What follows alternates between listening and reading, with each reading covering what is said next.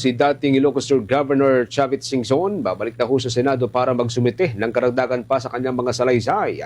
Habang yung pagtetestimonya sa flood control probe ng komite, ipinangako rin ng dating gobernador. Mayapit po dyan si Bombo Grant Hilario.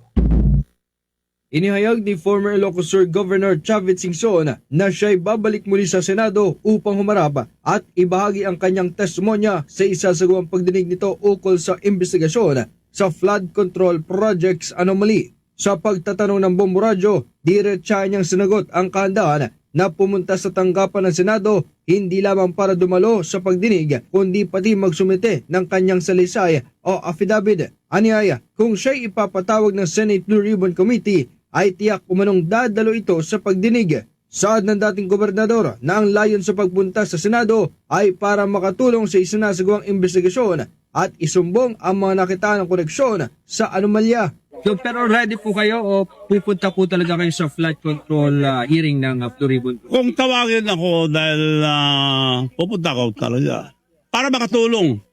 Dahil sila naman nagsabi na isumbong sa Pangulo, isusumbong ko sa Pangulo.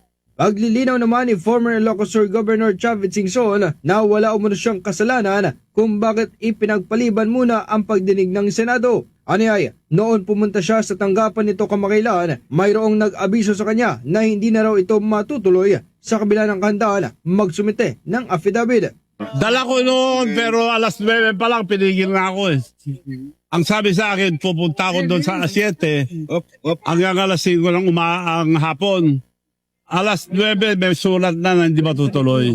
So wala po akong kasalanan doon, nakahanda po ako. Nandun po ang pinabit ko. Ibibigay ko anytime na hingin ni Senator Lacson. Itinuro ng nato ng dating gobernador na ang komite niya ang siyang pumigil sa kanyang pagpunta o pagsusumite ng salaysay sa Senado. Ipinagpaliban kasi ng Senate Blue Ribbon Committee ang pagdinig dahil hindi pa formal na isusumite ni Singson ang kanyang salaysay at hinihintay ang pirma ng ilan pang senador sa ilalabas na partial committee report. Babalik ako. Gusto kong pumunta. Sila pumigil eh. Yung committee raw. Pero yung affidavit na sinasabi, nakahanda ako. Nandun ako sa malapit lang sa Senate. Nag-aantay lang ako ng oras dahil alauna naman sila pupunta. Alas 9, dumating na yung sulat na hindi matutuloy. Tumanggi ng ilahad ni former Governor Singson ang nilalaman ng kanyang isusumiteng affidavit sa Senado, ngunit tiniyak, pirmado at notaryado ang naturang dokumento. Hindi pwede, sila lang pwede bumasa noon ng affidavit. Napirma na notaryo na, nakanotaryo na.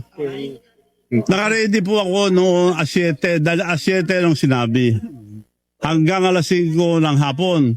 Alas 9 may dumating ng text na hindi na matutuloy. Tama or Hindi ko na binigay. Kinansel nga eh.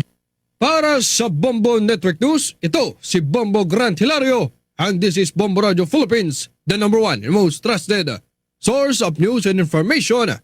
Basta Radio Bombo! For the most trusted source of news and information, visit our website at www.bomboradio.com. Follow us on Bombo Radio mobile app, Facebook, YouTube, TikTok, and X, formerly Twitter. Like, share, and stay connected. Anytime, anywhere.